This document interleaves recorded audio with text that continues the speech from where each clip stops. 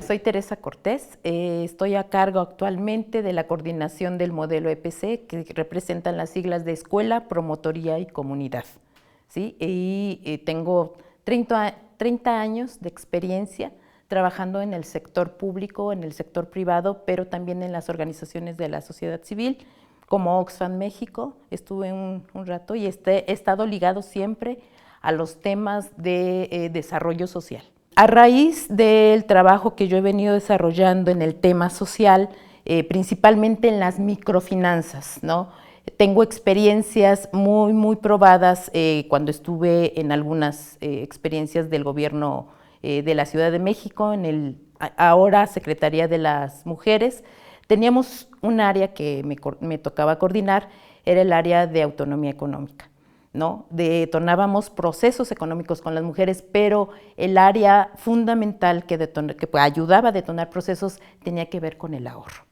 Uno de los éxitos de esa política fue que en 2017 se ahorraron alrededor de 7 millones de pesos en la ciudad, en las 16 alcaldías. Entonces, pues de eso habla del potencial que es el ahorro colectivo, ¿no? Y otras experiencias que hemos retomado con cooperativas como la TOSEPAN, que para mí es la madre de las cooperativas, con organizaciones como la Federación Indígena Ecológica de Chiapas, en Chiapas, que son organizaciones colectivas también de productores de Chiapas, de cafetaleros específicamente, con compañeros cafetaleros de Oaxaca. Entonces hay una variedad en el territorio de organizaciones que tienen una trayectoria de ahorro colectivo que ha impulsado los procesos. Entonces, esas experiencias las he retomado para hacer una propuesta al Banco del Bienestar, cómo desde la política pública,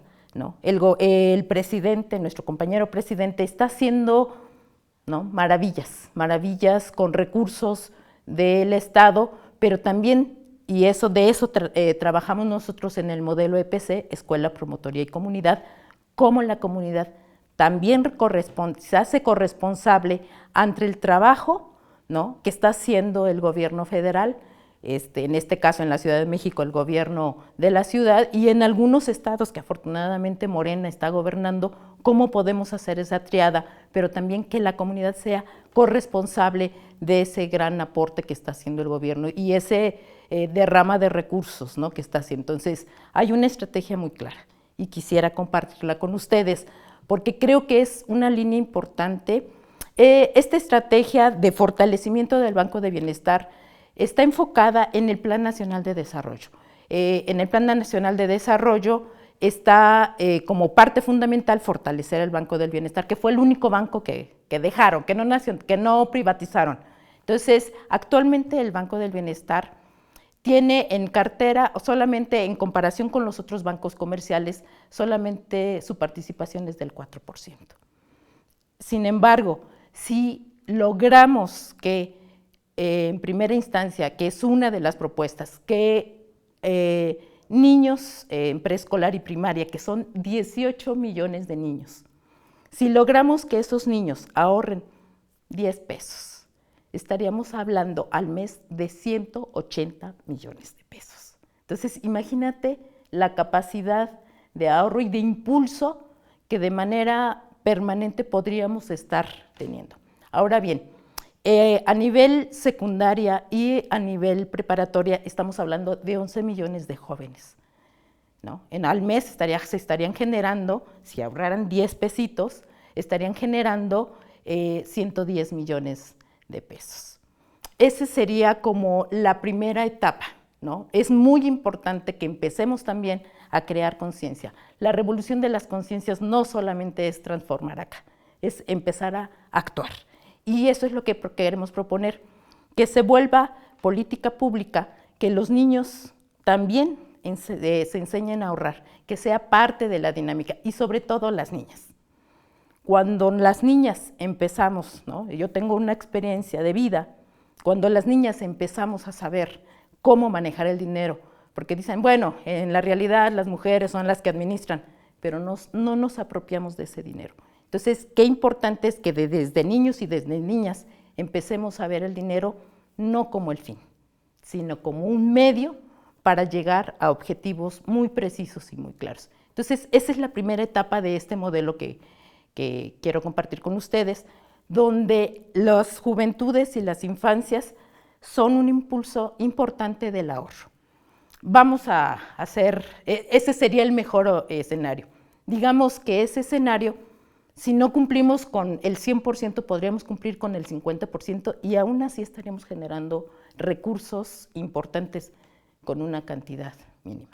Ahora bien, en el país hay 32 millones de personas que están en el trabajo informal, es decir, personas pues, que no tienen seguridad social, que regularmente están en el comercio informal. Entonces, ¿qué pasaría si esas personas las impulsamos a que ahorraran igual 10 pesos?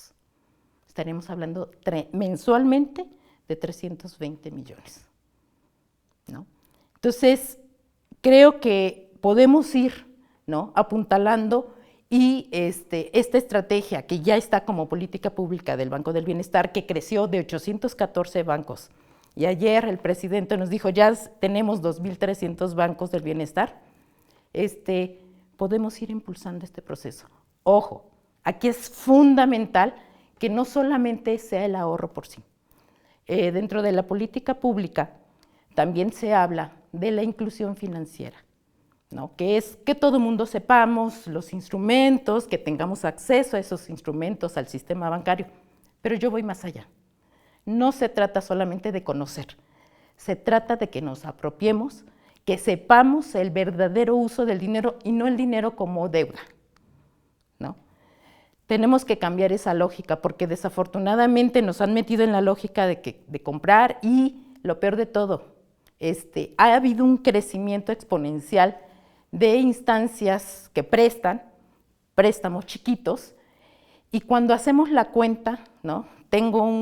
Hace poco fui a un banco azteca, que es de la estructura financiera, y resulta que te prestan 30,000 pesos para una moto.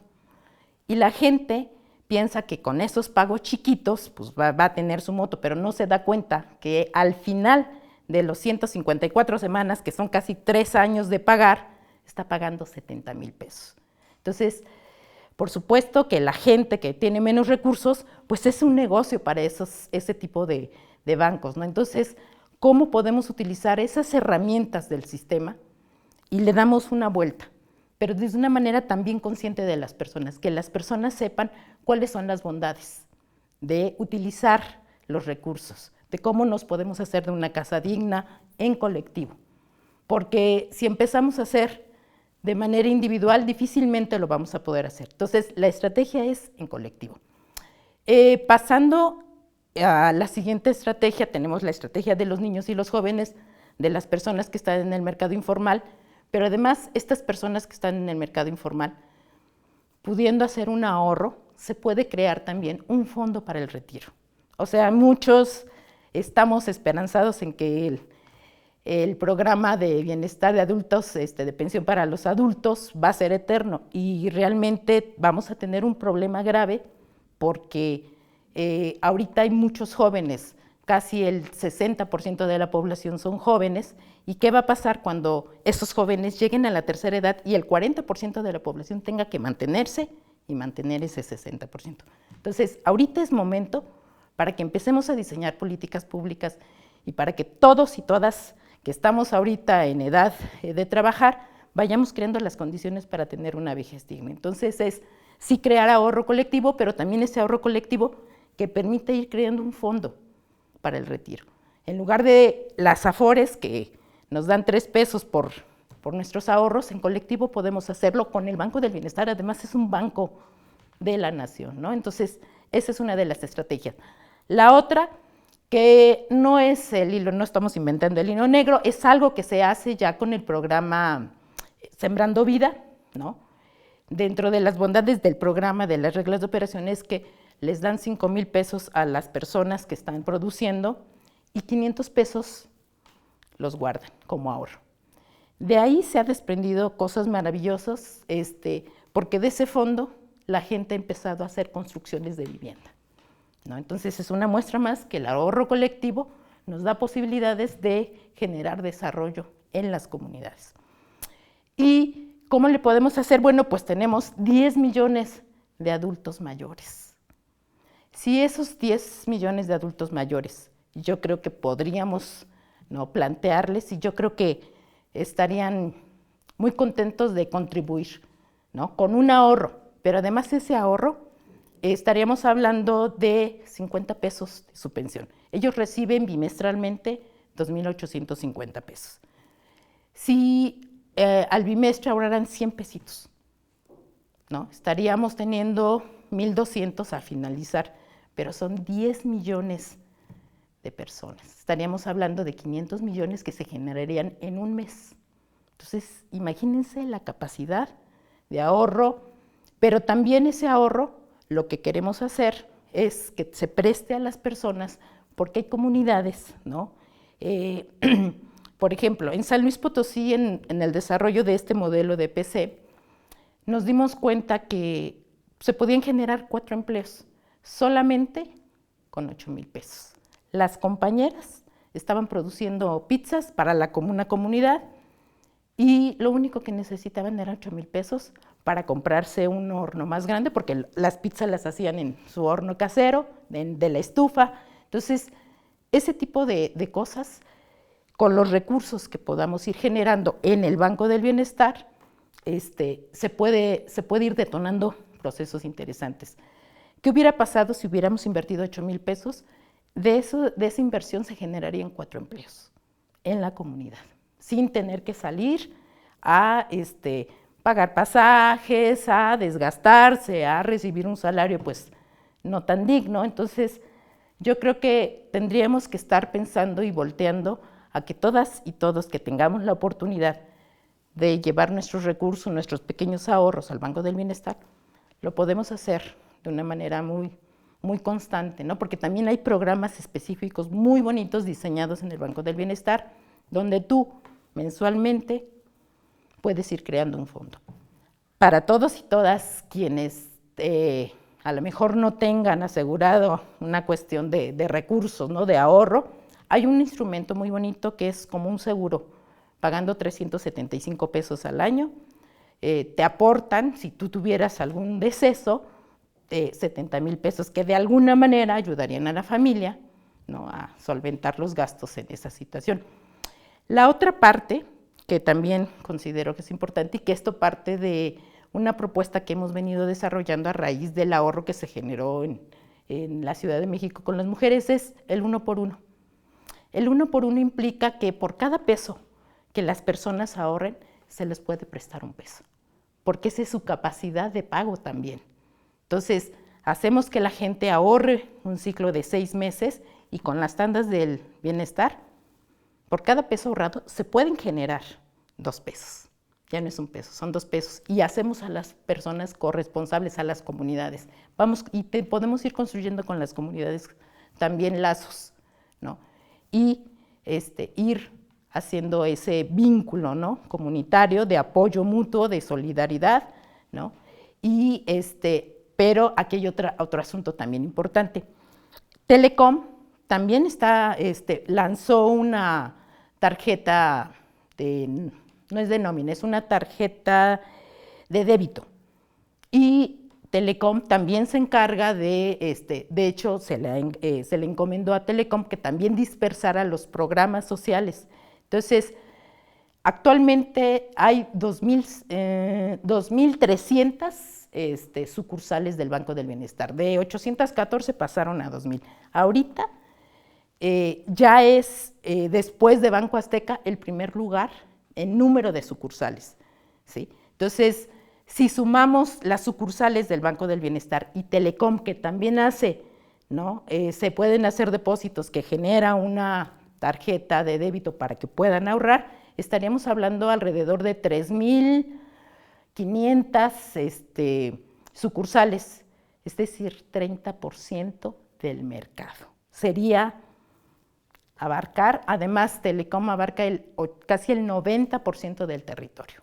Entonces, pues tenemos muchas condiciones para poder hacer este ahorro colectivo ¿no?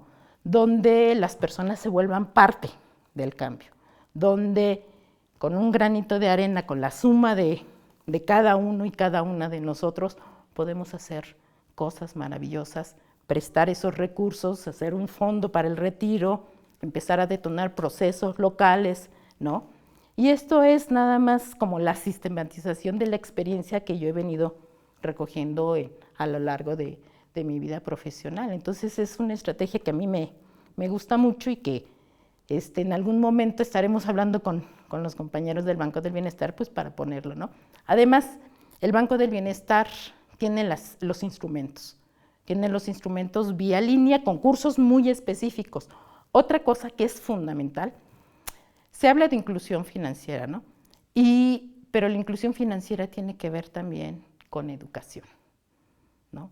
Que empecemos nosotros a ver, lo que les decía, las bondades de cómo usar el dinero a favor de nosotros y nosotras para tener mejores condiciones de vida. Un ejemplo muy claro son las cooperativas, la TOSEPAN, ¿no? Que a través del ahorro hace compras colectivas de millones y millones de pesos para construcción de vivienda, para salud, para alimentos, ¿no? Se han vuelto autosuficientes en la cuestión de los alimentos, ¿no? Porque saben. Entonces, yo creo que esto de manera colectiva podemos ir haciendo este trabajo. ¿Qué es lo que yo desde mi punto de vista tendríamos que mejorar en el Banco del Bienestar? Necesitamos tener una aplicación. Necesitamos forzosamente, sé que se están construyendo, que se están dotando de equipo, sin embargo sí nos hace falta meternos en la lógica pues, de la innovación, de tener en el celular, ¿no? La posibilidad de hacer transferencias, de hacer movimientos y que, bueno, pues es una herramienta que se requiere. También modernizar los equipos, ¿no? Me ha tocado enfrentarme a estar esperando 2, 3 horas para poder hacer un depósito. Sin embargo, yo creo que, pues, con el gusto de contribuir, uno puede estar, pero qué mejor sería que pudiéramos tener más eficiencia en las sucursales, tener una mejor tecnología. Yo pienso que a lo mejor la UNAM, el Politécnico, alguna universidad pueda diseñar una aplicación para el Banco del Bienestar. Entonces, pues prácticamente esa es la propuesta, ¿no? Que a mí me gustaría que se difundiera, que la gente conociera y que viera, ¿no? Que empezara a hacer de manera colectiva con la familia un pequeño ejercicio de ir guardando dinero y de verdad, cuando uno empieza a ver las bondades del dinero como medio, no como fin. Porque a partir de ese ahorro colectivo se pueden hacer compra de alimentos que pueden minorar, ¿no? La carga de la inflación, ¿no? Puede ser eso, puede ser, bueno, pues reunamos dinero, hagamos autoconstrucción, ¿no? El tequio, que es fundamental en las comunidades y que nos ha demostrado con la construcción de los caminos y carreteras en Oaxaca específicamente, pues que es una forma también de la comunidad, de lazos comunitarios, de estar presente y de ser parte de esa comunidad y parte del cambio. Por eso es tan importante que también como comunidad hagamos esta acción colectiva, pero de corresponsabilidad con el proyecto de la Cuarta Transformación.